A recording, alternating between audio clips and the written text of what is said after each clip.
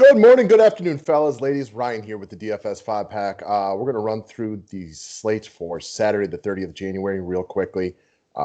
Bellman has got the day off from doing the public video, but he's got to take care of members only and all the writing. So I got the easy side of it today. I'm just here to talk to you guys about what it is I think we should be looking at early in the morning. Hopefully everybody had a good night last night. A lot of good plays on the docket, so hopefully you're able to capitalize on a bunch of those. If you did, let's keep it rolling. If you didn't, it's a brand new slate today. Don't forget to check out our friends over at Drafters. I got a link below to a Facebook group that we started just for people who want to play on Drafters. If you want to challenge me, let me know and let's get after it. As far as customer promotions for today, guys, it's $75 off lifetime customers. It's a heck of a discount to give you for no future payments. That covers every single sport. So you'll get automatic entry into the new Discord channel and everything like that. Day passes are up. Subscribe to the station if you are new to it. We're going to switch it up a little bit on the format, only because most of this stuff is coming from me. And the long shots are maybe not as long of a shot as I would like. But let's talk over some guys I think are going to look good in your lineups today. As far as cash game locks, I'm looking at Melo right away from the Portland Trailblazers at 5,500. The Portland-Chicago game to me is one that I have circled. These teams did not play tonight. We got a bunch of teams on back-to-backs. These two teams did not play tonight. And as far as Melo goes, I watched almost the entirety of the Portland-Houston game the other night, and he did not play well. He shot the ball terribly. In fact, one of the three shots that he made, he should have gotten fouled on, and it was like a weird, awkward shot. So outside of like open shots, he did not have a good game. But he played huge minutes. And now that they roll in today with no Derrick Jones Jr., no C.J. McCollum, no Joseph Nurkic, and potentially still possibly no Robert Covington, he's going to play monster minutes in a game that we should like a lot.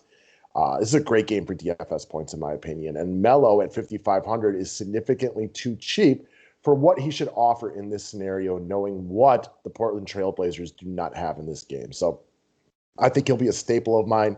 He fits at power forward nicely. There's another power forward I'll bring up in a little bit. So thank God for the center/forward position for that other play as well. I just think he's, to quote Mr. Bellman, a cog in the machine type of play today. All right, so let's take a talk about Lamelo Ball of the Charlotte Hornets, who take on my Milwaukee Bucks tonight. So I kind of like some of the Hornets tonight. And the reason being, if you watch the Bucks play the Pelicans last night, it was just an awful start to the game. Just Pelicans wanted it more. They played harder. They played better. I think they had three different players have career games from shooting the three, including LaMelo's brother, Lonzo Ball, former Buck Eric Bledsoe, who shot it well. Josh Hart was out there knocking down threes. Hart, Ball, and Bledsoe were looking like KD, Steph, and Curry out there. It was or KD, Steph, and Clay. Sorry, I'm screwing that up for a little bit. So Milwaukee really fought back hard in the second half. Now they came up short, but now they're on a back-to-back with travel. I mean, they exerted a lot of energy last night. Giannis exerted a ton of energy. A lot of the big three players played a lot. So I kind of like a couple of the Hornets guys today, thinking that Milwaukee might be a step slow. I know the Hornets played last night as well, so that does factor into the equation a little bit. But LaMelo is a guy that I like a lot for GPP. So it was just, a couple of weeks ago when this guy was approaching 8K. Now he's down to 5,600, had a couple of bad games, but he played all right last night. And the one thing that Milwaukee does a really poor job of is defending the three-point line. We saw it last night. Bad shooters like Bledsoe, Ball, and Josh Hart is not a great three-point shooter. They were down there knocking out everything, and that's partly on the Bucks for not defending the three-point ball. LaMelo should be able to skate into some version of value no matter what, but where I think the ultimate upside comes from is if he can get his three ball falling again tonight. Now, that's a big if, no guarantee, but you watch a lot of people get hot against Milwaukee who have no reason being hot, because Milwaukee leaves them right open. It's the defensive mantra of Coach Budenholzer to clog the lane and make people beat them from the outside. This is why when Milwaukee loses, other teams tend to have career shooting nights. We saw it with the Pelicans last night.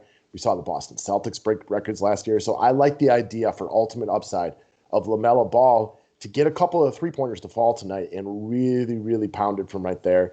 Even if he doesn't make his threes, because it's been a while since he's been shooting the ball successfully from the outside, he has plenty of other ways to get his way into value.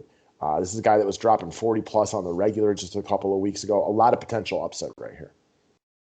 All right, next up, Xavier Tillman, kind of a mutual favorite. This just seems like a lock and load, easy way to get cap savings today. Finally, we get Memphis back on the slate after they have been out of commission now for what feels like basically the entire season. He's just way too cheap still at 3,500. There's no Jaren Jackson Jr., no Jonas Valanciunas tonight. Where else are they going to go? They're going to need size. It's basically him and Brandon Clark, and he's only 3,500. I can't imagine that anybody on Memphis is going to be playing like 38 minutes tonight. But you have to assume that they're going to give Tillman whatever he can handle, knowing that they're very weak in the front court tonight. He's probably got a lot of energy from sitting there for way too long. This is a guy that was a lock on the slate before Memphis was stuck taking almost 2 weeks off. So at 3,500, he should work in all formats tonight. GPPs, cash games, you name it. He works pretty much anywhere that you want to put him. All right, next up, Enes Kanter of the Portland Trailblazers. Give me 2 seconds to sip my coffee. Now, he's probably not the true definition of a long shot right here, but I really wanted to talk him over. He's a long shot because he's never guaranteed minutes like other players, right? He falls out of the favor with the coach. We've talked him over a million different times. I think tonight could be a great game for Enes Kanter for a couple of reasons. One, no Derrick Jones Jr., potentially no Robert Covington. If those two dudes are out, I mean, that makes it even harder for the Portland Trailblazers to try to play small tonight. That is the more likely scenario when Kanter doesn't play, is maybe they fall behind or they match up with a Chicago team that's not very big with no Wendell Carter. But without those guys potentially around tonight, and we know DJJ's out, that they just aren't going to have the easy ability to go small in this one. I think Kanter has the possibility to eat tonight. Wendell Carter is the best defensive player they have in the post. Now they're out there with Daniel Gafford and Lauri Markkanen.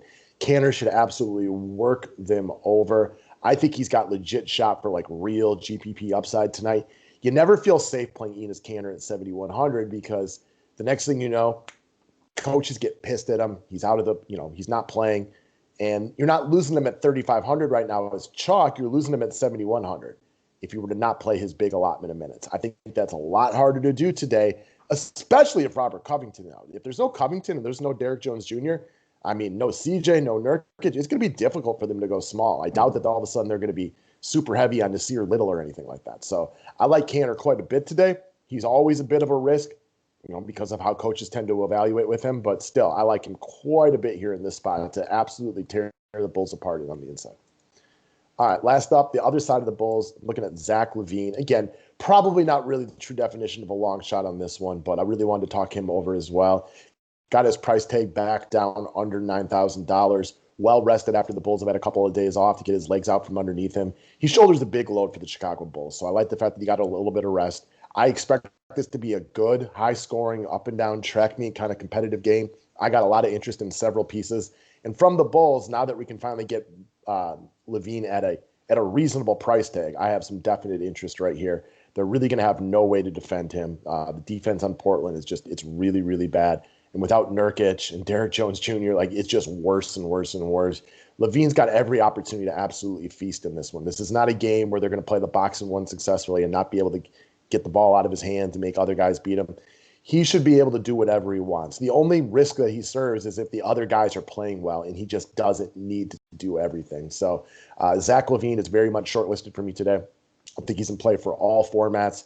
It's not a guy who's going to hit major upside at 8,800, but I do think he actually has a shot at decent GPP value in this spot right here, because I think this game from a DFS perspective has a lot of potential, and there's guys all over this game that I have some interest in.